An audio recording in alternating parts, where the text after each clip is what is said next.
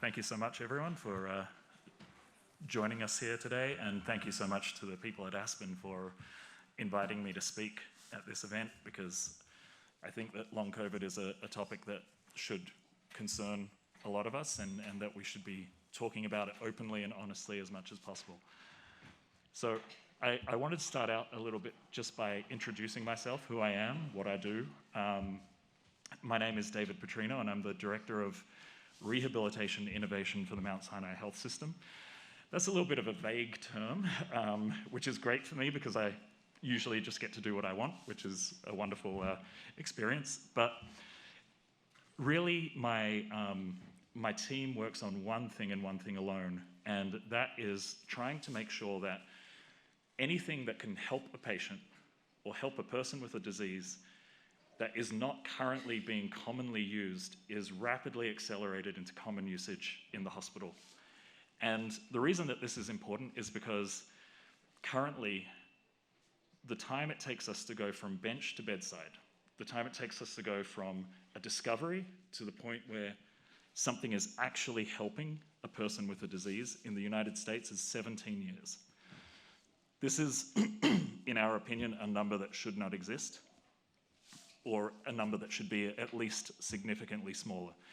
So if you want to characterize what I do in one simple phrase, it is that we try to make that number as small as possible for as many techniques, technologies, and treatments as possible.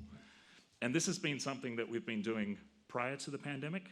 So, if you were to wander into one of my centers prior to the pandemic, you would see all sorts of goodies. You'd see exoskeletal robotics for people with spinal cord injury. You would see minimally invasive brain implants for people with ALS who are trying to control personal computers with thought activity. You would see augmented reality, virtual reality, non-invasive brain stimulation, lots of different technologies that we believe can really turn the needle on hard to treat and complex conditions.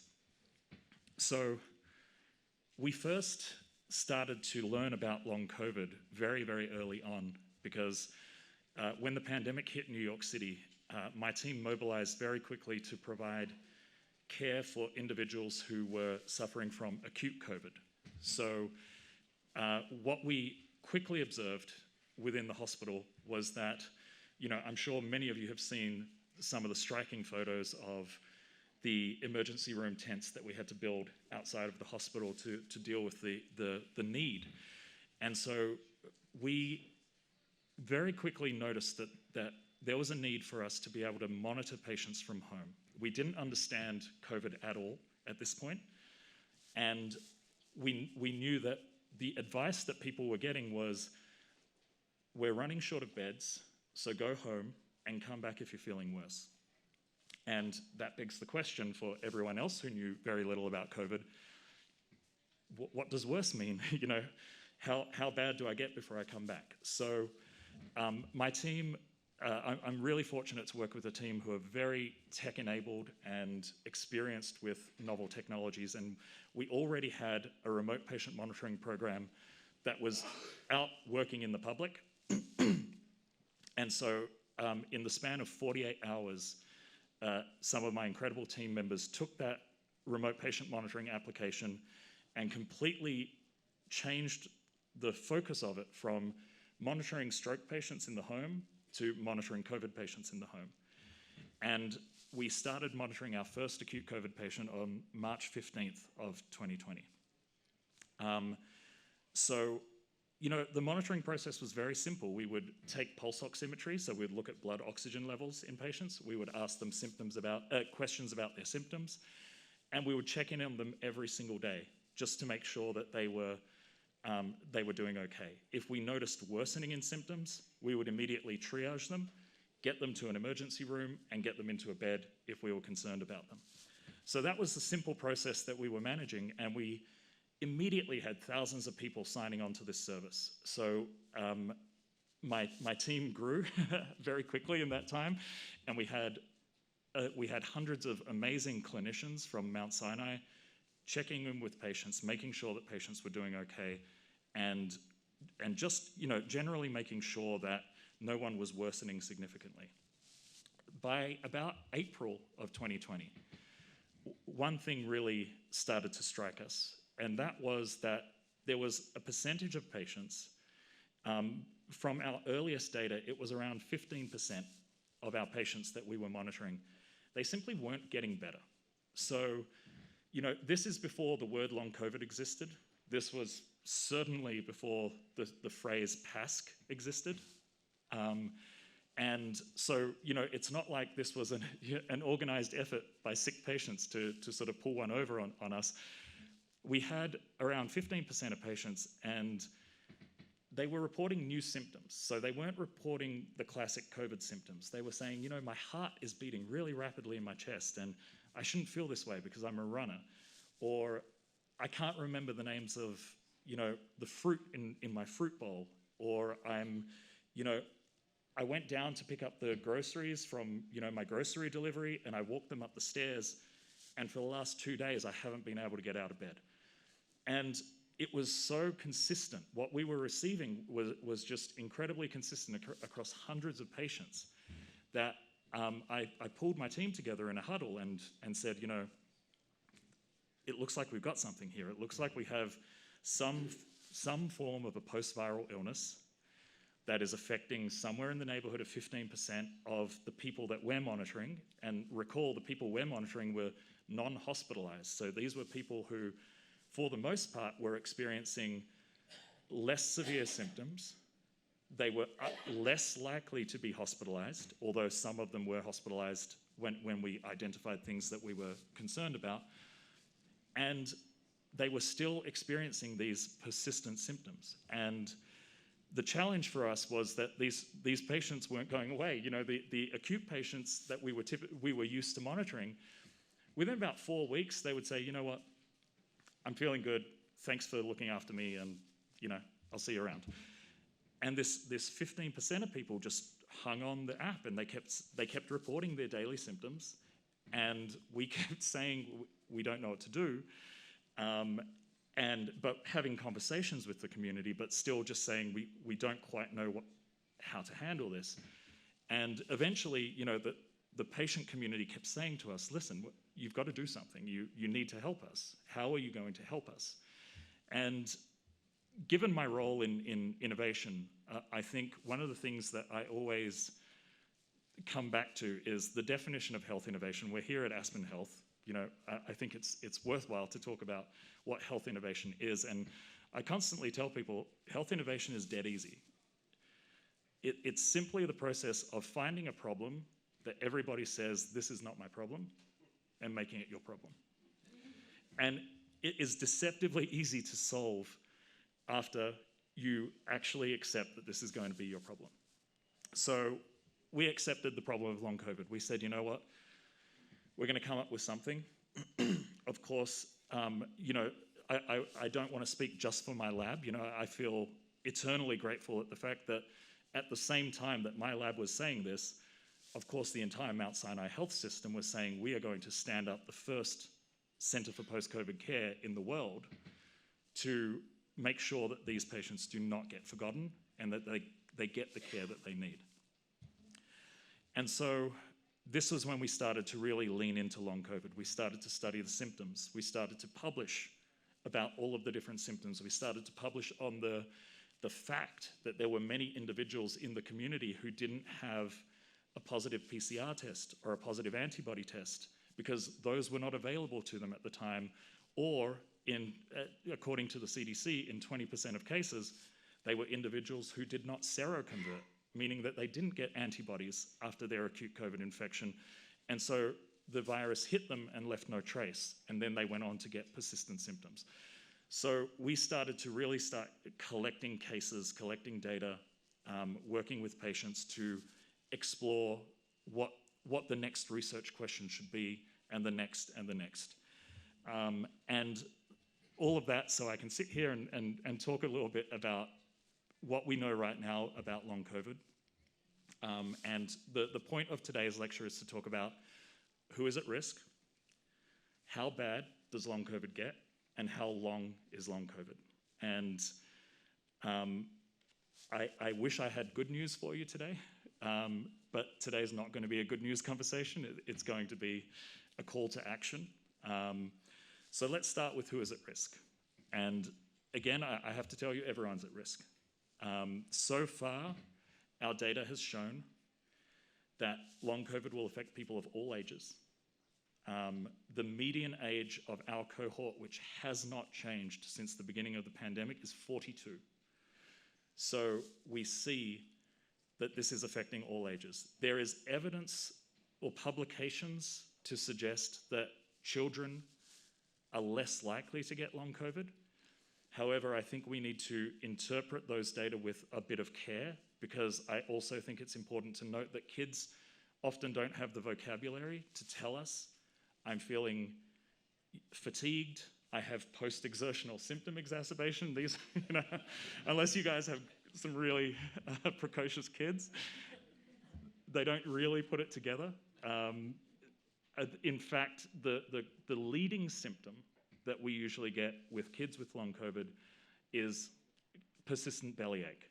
That is usually how we catch long COVID in kids. They usually don't come to us with dysautonomia, meaning dysfunction of the autonomic nervous system, dizziness, and rapidly changing blood pressure. They don't come to us with fatigue, even though they do have fatigue when you press. They come to us with a bellyache. That's our lead presentation for most kids.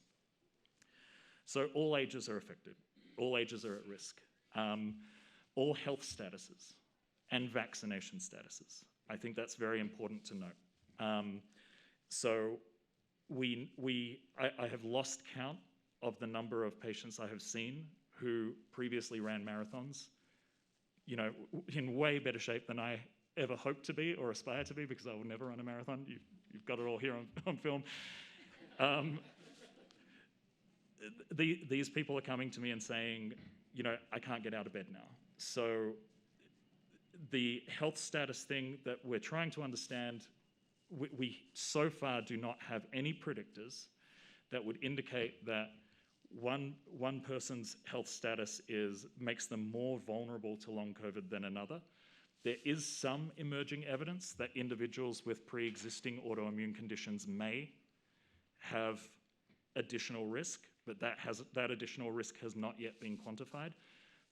So right now, it's safe to assume that any of us, from the most healthy to the least healthy, have a risk of long COVID.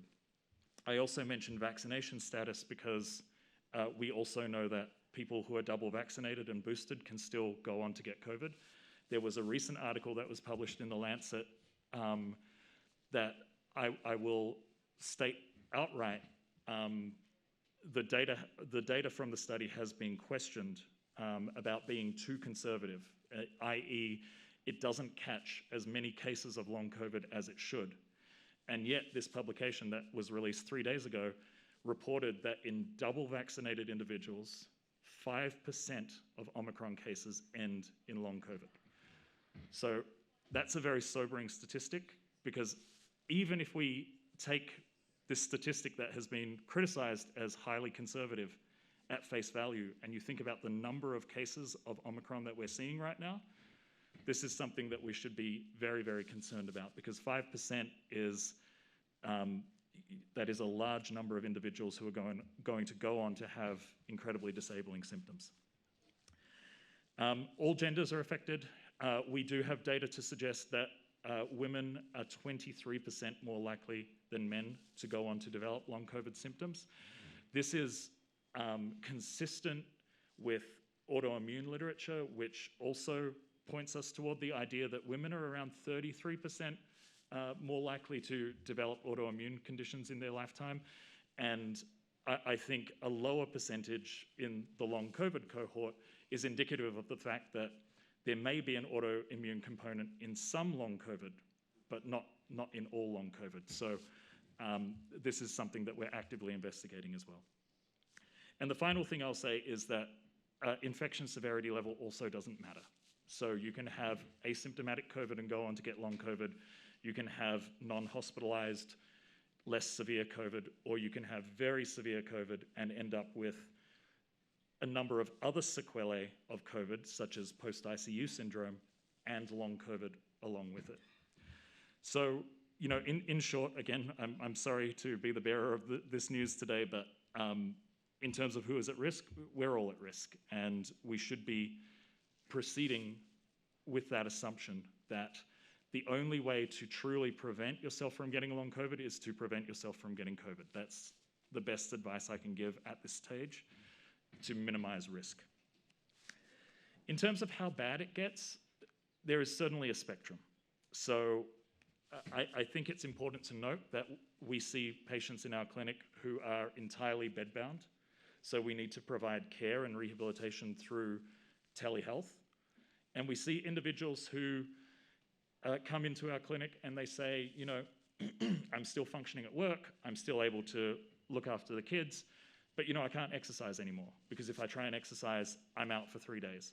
So the range of symptoms that we can see will range from a completely debilitated quality of life to the point where individuals are struggling to get out of their bed, they require full-time care, and they require a lot of round-the-clock services, all the way through to individuals who I call the I'm recovered but group. So they say, I'm recovered, and then they say, oh, but, you know, I guess I don't exercise the way I used to, or I'm not going to social events anymore because they really wiped me out, or, you know, and so what I think is insidious here is with long COVID, we see this very slow integration into our lifestyle where in many cases, individuals don't know that they're suffering from an infection-associated chronic illness, but there it is right in front of them.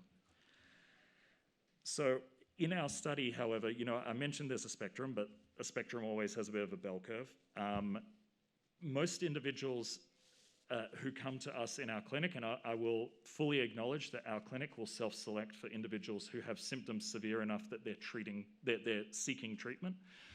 But I think the most striking statistic I can give in terms of severity is that 50% of the individuals who have come to our clinic have indicated that long COVID has changed their capacity for gainful employment to the stage where they have had to either retire and go on full disability, or they have been fired because of their inability to work, or they have had to go from a full-time position to a part-time position. So as we start to think about, you know, concepts that are in the media these days, we call it the Great Resignation right now. We say that there's a labor shortage. We worry about the economy. I think that as we think about the numbers that I've told you, where the CDC recently released a report in The Lancet that 20% of long COVID cases 20% of COVID cases end in persistent symptoms. We have this most recent report saying if you're double vaxxed and you get Omicron, you know, 5% conservatively will go on to get long COVID. These are huge numbers we're talking about. And so this is how a shadow pandemic like long COVID can really affect the overall economy and livelihood of a country. So I think that we really need to take action now to make sure that we don't really pay for this later in the next 10 to 20 years. And then I also just want to touch on the fact that long COVID can be incredibly progressive. So you can start off with very mild symptoms and say, you know what, I'm a bit fatigued, but I'm going to push through it. What all of our literature has told us, all of our learning from the ME/CFS community, myalgic encephalomyelitis, or sometimes called chronic fatigue syndrome, who have been amazing allies to the long COVID community, all of this information tells us that the worst thing you can do is push through it. Long COVID is not deconditioning. We need to completely stamp out the misassignment of long COVID as you just had a virus, it hit your body hard, now get on the treadmill and push through the symptoms. That is categorically going to make the majority of individuals with long COVID far, far worse and lead to progressive symptoms. So these are the sorts of things that we need to get out there as education to many physicians who, through no fault of their own, don't have targeted education on this topic. And I think that a lot of government effort needs to be made to make sure that we're educating physicians as fast as we're learning about long COVID. So how long is long COVID? Again, I will take guidance from the ME/CFS community, because I think at this stage, long COVID has been a recognized condition for just over a year by the federal government, and we still don't know how long long COVID is. However, what I can say is that if we take knowledge from the ME/CFS community, which is similar to long COVID, it is an infection-associated chronic illness. It's a chronic illness that people get after an infection. I think we can say that the course of long COVID without treatment is ongoing. You now have a chronic illness that needs to be managed with no particular end in sight.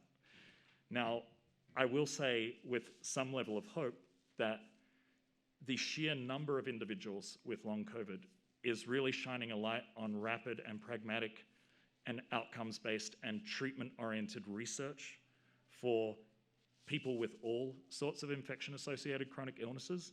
So I think that what we may have here as a very, very small silver lining, I hate using the pandemic as any sort of a silver lining, but as a small silver lining, that we may actually discover a lot more than we previously knew about infection-associated chronic illnesses and how to treat them, because for the longest time, the most misguided attempts have been cognitive behavioral therapy and graded exercise therapy, which time and again have been proven to do harm, and yet they appear to be the only tools in the conventional arsenal to treat infection-associated chronic illnesses. So I'm excited at the prospect that we're doing some phenomenal research, myself, of course, but many, many other teams around the world, to really point toward actionable therapeutics and pharmaceutical interventions, as well as other rehabilitation approaches. In our data, what we see, our clinic has seen at this point over 2,000 people with long COVID. What I can share is that roughly 20 to 30% of patients in our cohort will respond incredibly well to our rehabilitation. So what we see is a complete resolution of symptoms inside of around 120 to 150 days of rehabilitation and medical care. That's 20 to 30%. So it's a minority of individuals. I would say the larger majority, around 50%, will experience some relief and some improvement. Usually, I would say, in terms of the symptoms that we're monitoring, we see around a 20 to 30% improvement in symptoms, and then they sort of plateau at that level of disability, and we can't seem to push them beyond that.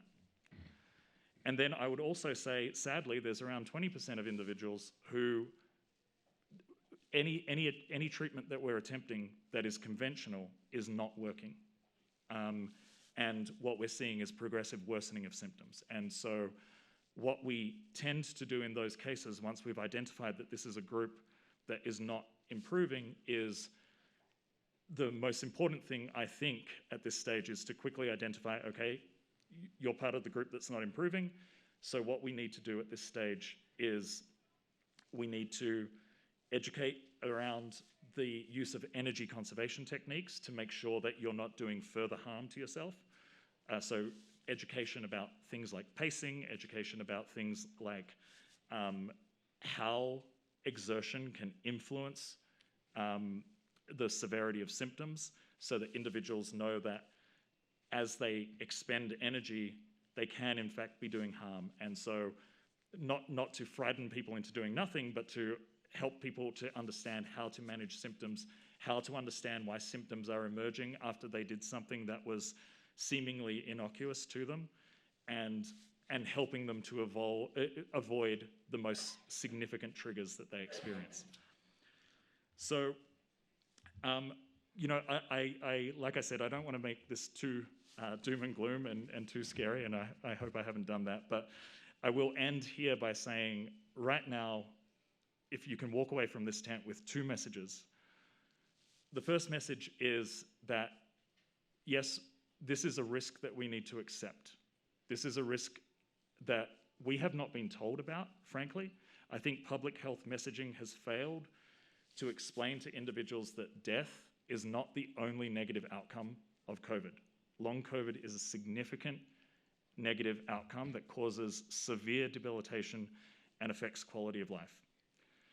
I think the second is that we need to build long COVID into our risk analysis. I'm not standing here saying, don't do anything, stay in the house, hide yourself away from humanity, but I am saying, just understand that it's a risk.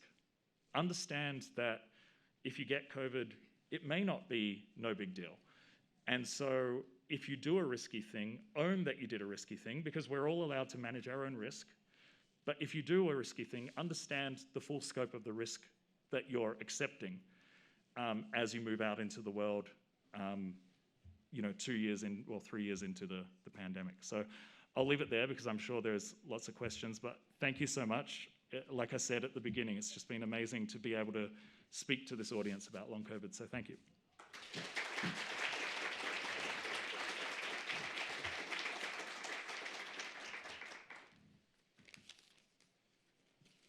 I don't know who chooses.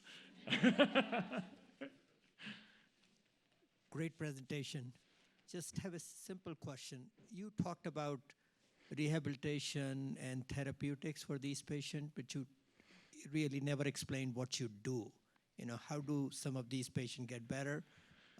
You told us what not to do, but you didn't tell us what you do. Yep. I'm a physician and just want to know what guidelines you have until they get to a place like yours. Great question. In terms of how to treat long COVID, it's definitely a 2 to 3 hour conversation.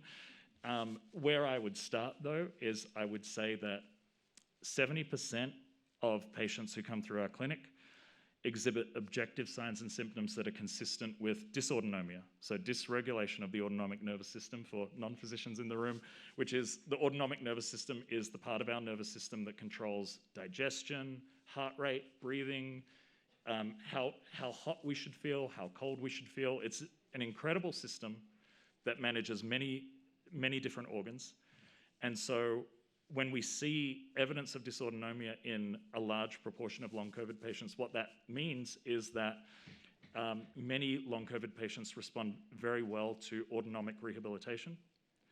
Now, the one thing that I will say specifically to any other physicians in the room about autonomic rehabilitation is we have seen that previously developed autonomic rehabilitation protocols, like the Levine protocol, for instance, are typically too intense for patients with long COVID. So we've actually authored a set of guidelines with the American Association of Physical Medicine and Rehabilitation to walk people through more appropriate, we call them symptom-titrated autonomic rehabilitation protocols that allow people to start at a much lower level of activity and slowly build in their autonomic rehab protocol.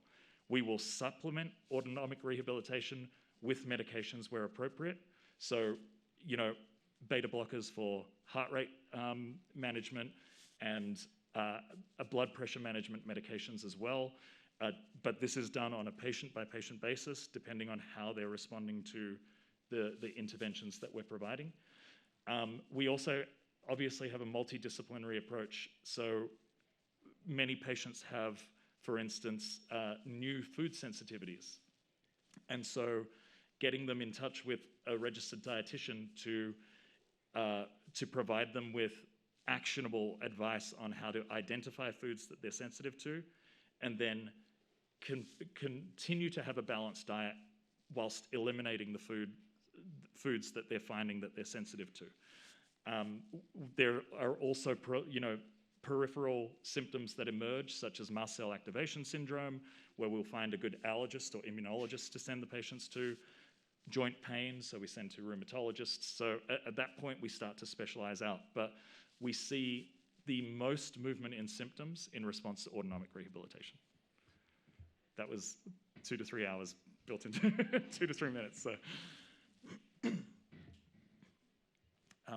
I think, I don't know how to choose. Hi, good morning. Thank you for your talk.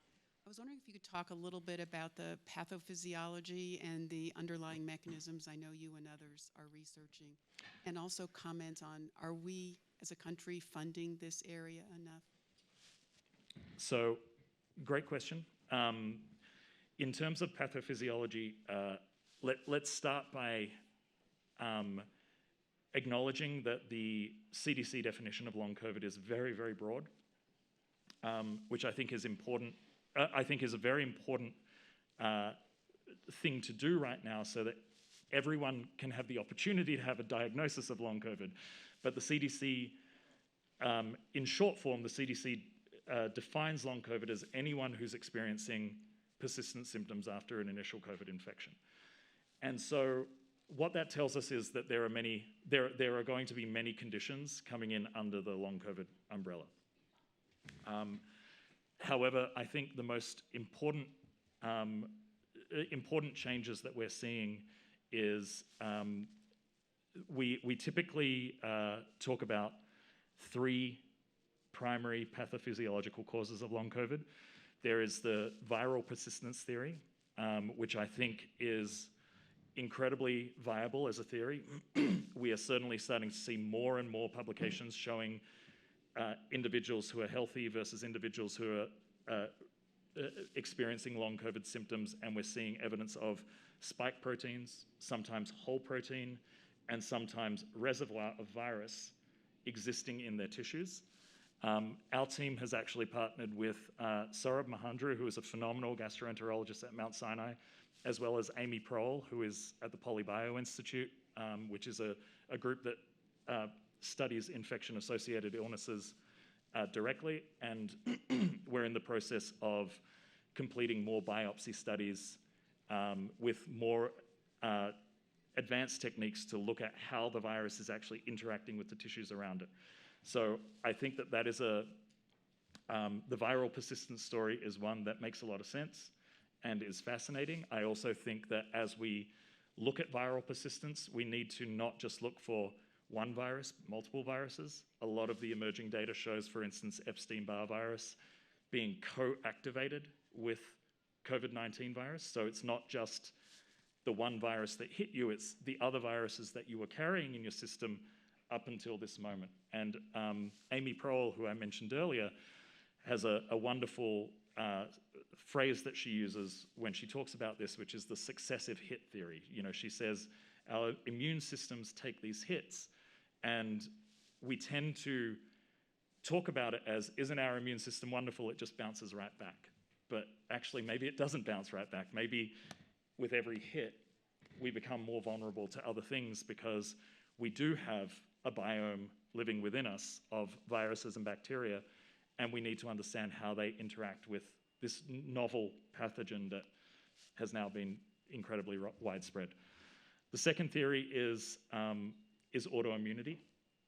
And our team has been working closely with Akiko Iwasaki from Yale University to do deep immune profiling on individuals with long COVID compared with individuals who we call a COVID-naive cohort, so individuals who never had COVID, and then individuals who have had COVID and are fully recovered. And what I can tell you is that, again, this is more of a 2 to 3 hour conversation, but what I can say briefly is that there are distinct differences in the immune physiology of individuals with long COVID versus the other 2 groups, so long as you go beneath the surface. So long as the only blood test that you run is not ANA, you know, which is the problem with the most recent NIH study that came out, where they did all of the blood work that you would usually get at a regular doctor's appointment, and all of the blood results came back normal, and they said, see, it's not related to inflammatory cytokine expression or immune function, and that was problematic because what long COVID has taught us above all else is that the regular tests aren't going to show it. These individuals are authentically sick. There are thousands of publications showing us that it is an organic illness, not a psychological one. So now the question is, what are the tests that we need specifically to show long COVID can be diagnosed objectively.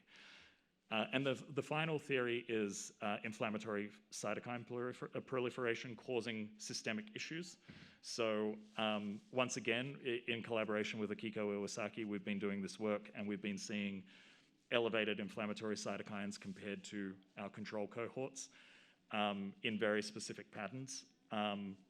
So this is something we're exploring further, and we want to start. Our next step with the Akiko collaboration is to recruit many, many more patients so that we can start to cluster out different subtypes and endotypes of long COVID, because I think that until we do that, targeted therapies will be challenging, because what everyone seems to want to do right now is say, see, this one thing will cure all of long COVID.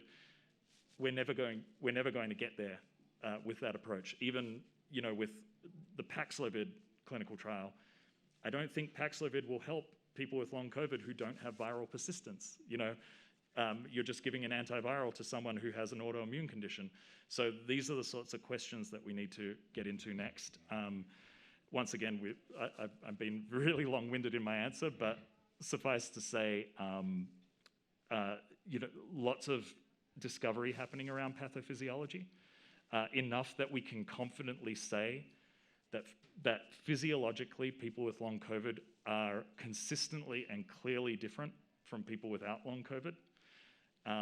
And I wish the government is doing things. I wish they were moving faster. Always, always I wish they were moving faster, because I think that the approach that leads to the 17 years of discovery hasn't changed.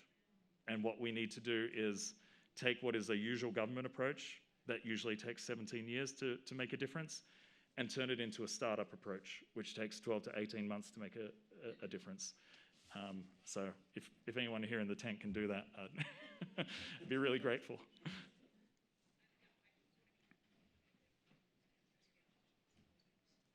I'm curious whether or not there is any systematic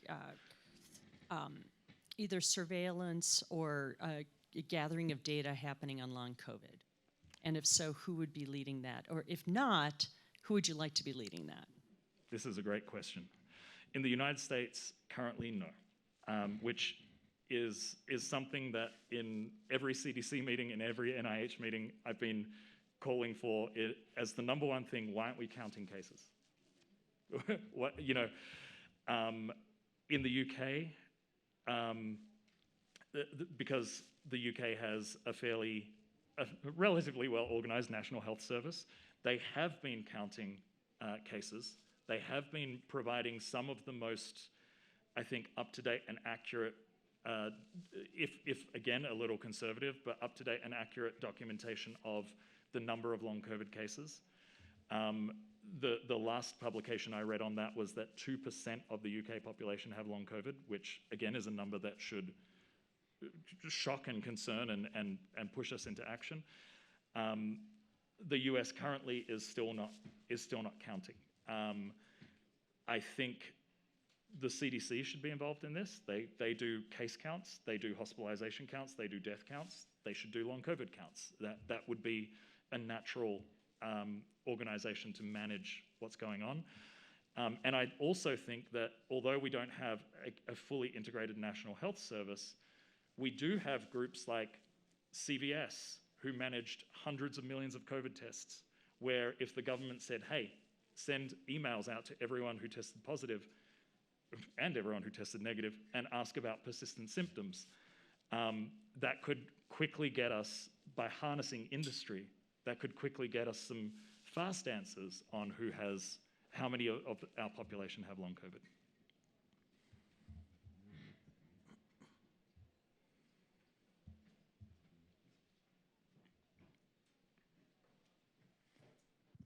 Thank you very much. Wonderful talk. And I think a great call to action. My question is about sort of the diagnosis and the question of whether there are commercial diagnostics available for either the autoimmune profiles, I'm an internist, or the inflammatory cytokines, because we're seeing patients, but if we're only ordering the basic, how do we get that information? Are these things available that we can do it outside of a research setting? Yeah, this is a real a real challenge. So currently, outside of a research setting, it's very tough to order the testing that is required. My go-to advice for diagnosing long COVID, especially since the diagnostic guidelines that are put out by the CDC are very broad, and your criteria for using the long COVID ICD-10 code can be very broad as well, and do not require a positive PCR test or a positive antibody test, by the way. So what we typically recommend is initially very quantitatively logging symptoms using patient-reported outcomes. And this is what we have done within our clinic to help patients successfully obtain long-term disability or short-term disability as well, because as opposed to having a subjective note saying patient complains of fatigue and heart palpitations and so on and so forth, you can actually say patient explains that they have fatigue. Their fatigue severity scale score was 78, which is consistent with someone who has a traumatic brain injury and a diagnosed disorder of consciousness. So once you start to quantify the subjective complaints using well-validated, I mean, the fatigue severity score is a well-validated instrument that has been used for decades. All of a sudden, it's much harder to argue against something like that because these are well-validated instruments that may not be fully objective, but they meet the criteria. They've been used in other pharma clinical trials and so on and so forth. So making sure that you do your very best to create an objective biomarker for these subjective symptom reports is a very important first step. And then, as I mentioned, around 70% of our patients have autonomic dysfunction. So running autonomic, a full autonomic assessment battery will usually turn up issues, and so can also be used as a justification for a diagnosis of long COVID. Yeah, so I mean, we start off as practical as possible in the clinic, looking at transitions through postures and looking at blood pressure and heart rate changes, and more often than not, we can identify issues with a 10-minute stand test, or just looking at heart rate and blood pressure as people go from supine to sitting to standing, etc. Okay, I think we've got time for one more. Yeah. That patients who have been vaccinated twice can also come down with long COVID. Do you have numbers about people who have been vaccinated 3 times or 4 times? In other words, can you see an effect there? I know... It's a great question. We don't have good numbers on that yet. So the Lancet paper that just got published was from data before the booster. So I would hope that the next the next publication will be following booster. The hope, of course, is that this is going to continue. You know, the cases will continue to decline through the different variants, and as people get more and more vaccinated. However, you know, it's a big gamble, I think, to just assume that will be the case based on the data we have right now. So that's why I think we just need to urge caution at this point. Well, thank you everyone for all the amazing questions.